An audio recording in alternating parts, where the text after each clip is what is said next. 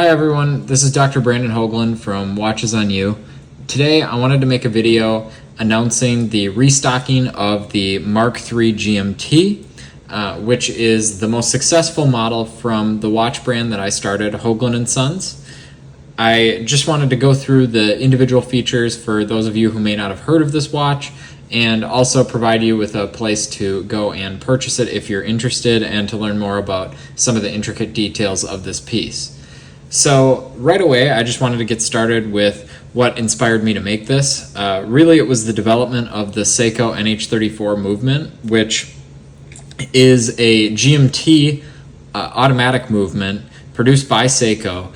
And when I saw that this was announced a few years ago and made widely available, I really wanted to put it into a watch. I've always loved GMT watches, and I thought it would be cool to produce a rather unique, affordable GMT that really sets itself apart from everything else on the market as far as designs. There are a lot of homage pieces to Rolex GMT Masters, and I wanted to produce something that was totally different, and I think I've achieved that with this model.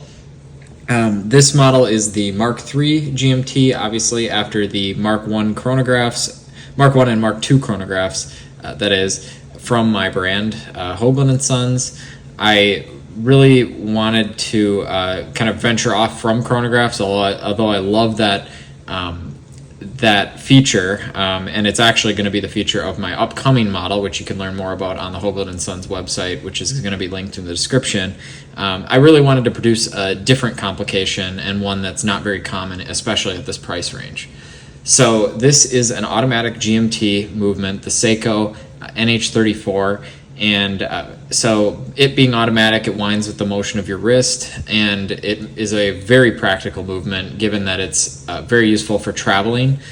So getting into the functions, with a GMT movement, you're able to track multiple time zones using the red hour hand here, which moves independently and can be set independently from the standard hour hand, which you can see here at about 9 o'clock. So one thing about this red hour hand, and buyers sometimes have been a little bit confused about this, and understandably so, this red hour hand moves half speed of the normal hour hand, and this is because you may need to track time zones that are more than 12 hours apart from your home time zone. So having a hand that moves around the dial once every 24 hours is useful for that and necessary for that. So that's why if you do end up purchasing this piece, you're going to notice that the red hand moves slower than the hour hand. And this is something that's common across all GMT models. I think I told one buyer that it's a feature, not a bug. So I do understand the confusion, but because it is a bit strange seeing that it doesn't move at the same speed as the other hour hand. But if you do end up purchasing it, I do want to clarify that.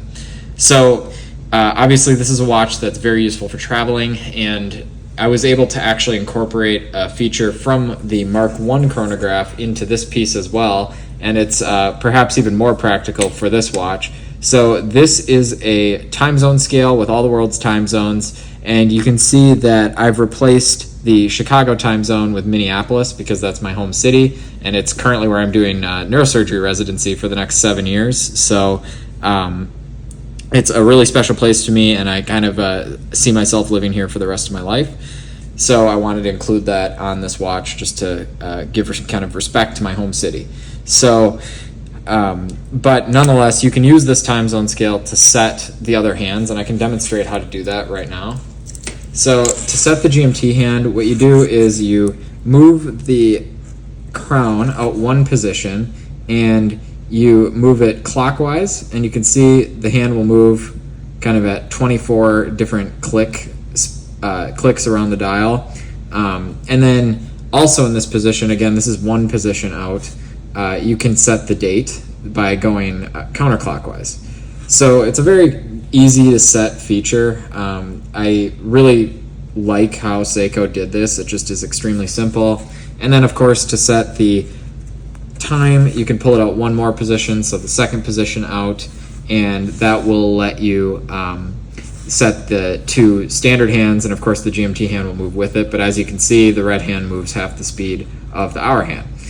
And the Other thing with this watch, it does have a hacking movement, so the second hand will stop if you want to be really precise about setting your watch, which is obviously a very useful feature. It's something I tend to look for in most of my watches. It just gives a higher quality feel to it, and I think that it lets you track the performance of your watch really relative to an atomic clock easier, so it's something that I was looking for in a movement, and I'm glad that Seiko included that. So getting into the case of this watch, so it's got a 38 millimeter case. I wanted to make it a little bit smaller than a chronograph because I thought that this watch could also be worn as a dress watch, and I think it definitely achieves that. It definitely fits under a shirt cuff, and it has a dome crystal, which helps with that, as well as some kind of curved a fillet around the bezel, as you can see. So it slips easily under shirt cuff. I wear this in the hospital all the time. And additionally, I wanted to include a steel bracelet. This is the first watch with a steel bracelet from my brand. This was a big request from customers, and it's also very easy to clean. Again, so I'm a neurosurgery resident, so my watches can tend to get very dirty. It's very easy to clean. But another feature with this watch, if you really want to dress it up, it comes with a cloth strap, which I will demonstrate now. So here's the watch on the cloth strap. I wanted to include both a cloth strap and a mesh bracelet, just in case you wanted to dress this up. The cloth is a little bit more on the casual side, I would say, rather than dressy, but of course you can always include your own leather strap. It's got a 19 millimeter lug width. It's super easy to find straps that fit this watch on Amazon, and I think that I've seen a lot of different cool combinations that people have gone with this piece, and it definitely has a nice simple design that makes it amenable to a variety of strap options.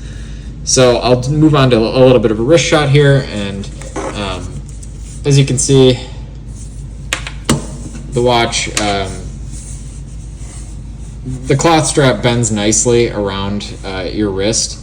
It'll definitely wear over time and just become kind of nicely fitted to your wrist over time. My dad has had the same cloth strap for about a year now, and I think that it looks really nice. It looks like basically the day that I gave him the watch. So I think that people are going to enjoy this strap a lot, and also enjoy adding their own different strap options. One thing I will note, so the strap has a leather backing to it, so that the sweat from your wrist isn't going to just like stain the strap and make it really gross over time. So I wanted to include that as well. So coming back to the watch and the mesh bracelet, as you can see, it fits very nicely around the wrist due to the sheer number of links on the bracelet. It also has a little bit of airflow. You can't see through the mesh, but it definitely keeps your wrist cool over the course of the day, and I think is very comfortable. I've had no complaints about the mesh bracelet so far, so I think it was definitely a good option from a design choice. It's also a little bit unique compared to other GMT models that I've seen. So all in all, I'm happy to receive any feedback that you have about this model. If you're a current owner, if you have any questions, absolutely drop a comment or just contact me through our website, which is linked below. If you're interested in purchasing it, I'd direct you to our website as well. You'd be able to find it, and you can also check out information about any upcoming models that we have. This will be a long-term model for Höglund & Sons. I know that the Mark I and Mark II were a fairly limited quantity, but due to the demand of this piece, I don't see it going out of stock anytime soon. I'll continue producing them and selling them into the future just due to the reception that it's had. So again, drop a comment, like and subscribe. Thanks.